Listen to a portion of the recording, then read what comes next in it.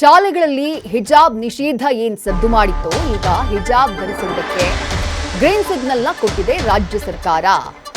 ಶಿಕ್ಷಣ ಸಚಿವ ಮಧು ಬಂಗಾರಪ್ಪ ಸುದ್ದಿಗೋಷ್ಠಿಯನ್ನು ನಡೆಸಿ ಈ ಮಾಹಿತಿಯನ್ನ ಕೊಟ್ಟಿದ್ದಾರೆ. ಶಾಲಾ ಕಾಲೇಜುಗಳಲ್ಲಿ ಧಾರ್ಮಿಕ ವಸ್ತುಗಳಿಗೆ ಅವಕಾಶ ಎಂದಿದ್ದಾರೆ ಶಿಕ್ಷಣ ಸಚಿವರು.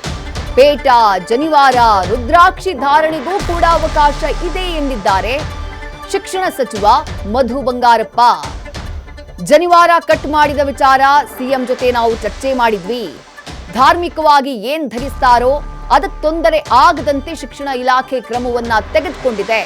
ಹಿಜಾಬ್ ಇರಬಹುದು, ಜನಿವಾರ ಇರಬಹುದು, ಪೇಟ ಇರಬಹುದು ಅಥವಾ ಧಾರ್ಮಿಕ ದಾರಗಳಿರಬಹುದು, ಅದೇನೇ ಇದ್ರೂ ಎಲ್ಲದಕ್ಕೂ ಕೂಡ ಶಾಲಾ ಕಾಲೇಜುಗಳಲ್ಲಿ ಅವಕಾಶ ಇದೆ ಎಂದಿದ್ದಾರೆ ಶಿಕ್ಷಣ ಸಚಿವರಾಗಿರುವಂತಹ ಮಧು ಬಂಗಾರಪ್ಪ.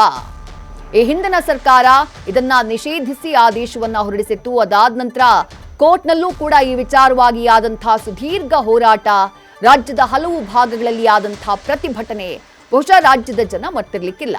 ಆದರೆ ಸಿದ್ದರಾಮಯ್ಯ ಅವರ ಸರ್ಕಾರ, ಸಿದ್ದರಾಮಯ್ಯ ಅವರ ನೇತೃತ್ವದ ಕಾಂಗ್ರೆಸ್ ಸರ್ಕಾರ ಅಧಿಕಾರಕ್ಕೆ ಬಂದು 3 ವರ್ಷ ಆಗ್ತಾ ಇರುವಂತಹ ಈ ಸಂದರ್ಭದಲ್ಲಿ ಇಂಥದ್ದೊಂದು ತೀರ್ಮಾನವನ್ನ ಶಿಕ್ಷಣ ಇಲಾಖೆ ತೆಗೆದುಕೊಂಡಿದೆ. ಹಿಜಾಬ್ ಇರಬಹುದು, ಪೇಟ ಇರಬಹುದು, ಜನಿವಾರ ಇರಬಹುದು, ಶಿವದಾರ ಇರಬಹುದು, ಯಾವುದೇ ಧಾರ್ಮಿಕ ವಸ್ತುಗಳು ಅಥವಾ ಧಾರ್ಮಿಕ ಚಿಹ್ನೆಗಳು ಅವುಗಳ ಬಳಕೆಗೆ ಯಾವುದೇ ರೀತಿಯಾದಂಥ ಅಡೆತಡೆ ಇಲ್ಲ ಅಂತ ಹೇಳಿ ಶಿಕ್ಷಣ ಸಚಿವ ಮಧು ಬಂಗಾರಪ್ಪ ಹೇಳಿದ್ದಾರೆ. ನ್ಯೂಸ್ ಫಸ್ಟ್ ನಿರ್ಭೀತಿಯಿಂದ ನಿಮ್ಮ ಪರವಾಗಿ.